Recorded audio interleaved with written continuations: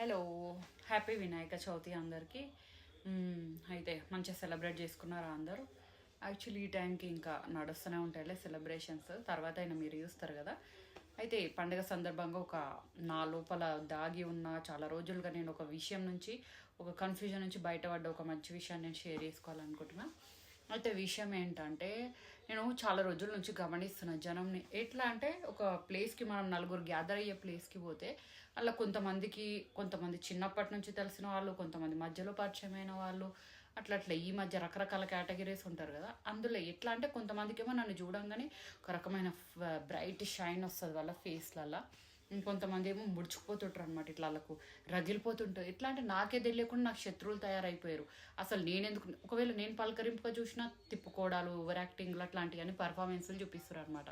అయితే నేను ఈ విషయం మీద చాలా రోజులు ఆలోచిస్తారు. ఇట్లా ప్రాబ్లం ఏందిరా బాయ్, నేను వీళ్ళని ఒక మాట అన్నది లేదు, ఫేస్ టు ఫేస్ పట్టుకొని ఉన్నది లేదు, పోనీ వీళ్ళ చాటుకి కూడా వీళ్ళ గురించి నెగిటివ్గా మాట్లాడింది లేదు.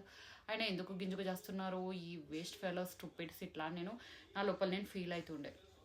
అయితే ఈ మధ్య ఒక వీడియో చూసిన, అందులో ఒక పెద్ద మనిషి చెప్పింది, ఇప్పుడు ఈ కేటగిరీ ఎవరైతే ఉన్నారో మనిషిని ఏమంటే బేవజ శత్రుత్వం పెంచుకుంటారు కదా.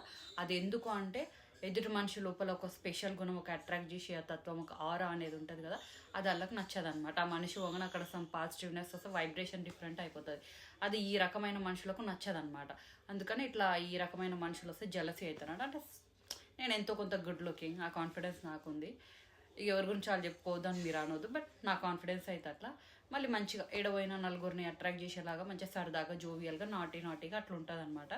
మాట మాట్లాడినమంటే ఏదైనా హెల్ప్ చేసేటివి కూడా కొన్ని మాటలు అందులో వస్తుంటాయి అనమాట. ఒక రకంగా ఎట్లా అంటే, కుళ్ళుకు తంత్రాలు లేకుండా సాఫ్ట్ నేచర్ తోటి నేను ఉండడానికి ప్రయత్నం చేస్తూ ఉన్నంతసేపు నలుగురు నవ్వాలి నా వల్ల అనే ఒక ఫీలింగ్లో నేను జోవియల్గా అట్లా సరదాగా నేను ఉన్న ప్లేస్లలో అట్లా ఉండేలాగా, అట్మాస్ఫియర్ ఉండేలాగా నేను చేస్తాను అనమాట. అయితే నా లోపల ఉన్నాయి కొన్ని చిన్న ఈ సుగుణాలు ఏవైతే ఉన్నాయో వాళ్ళకి నచ్చట్లేదు అనమాట. నచ్చక కుళ్ళుకు చేస్తున్నారు. అంటే నాకే కాదు, నా అలాంటి పరిస్థితిని ఎంతోమంది ఎదుర్కొంటారు కదా. అయితే ఏంటంటే, మన లోపల ఉన్న పాజిటివ్నెస్, మనం పోగానే వచ్చి ఒక పాజిటివ్ వైబ్రేషన్, ఒక ఆరా, ఇవన్నీ కూడా వాళ్ళకు నచ్చవు అనమాట. నచ్చక కుళ్ళుకు చేస్తారంటే జలసీ, ఒక రకమైన జలసీ ఫీలింగ్ అనేది వాళ్ళ లోపల అట్లా నడుస్తుంది అనమాట, వాళ్ళని గుచ్చుతుంటుంది అనమాట. అందుకని అట్లా బేవజ శత్రుత్వం అనేది పెంచుకుంటారు అనేది నాకు అర్థమైంది. సో మై డియర్ శత్రువులు, పెంచుకోండి. ఇంకా ఎంతమంది నాకే తెలియకుండా హేట్ చేస్తున్నారో రీజన్ లేకుండా చేసుకోండి, ఐ డోంట్ మైండ్.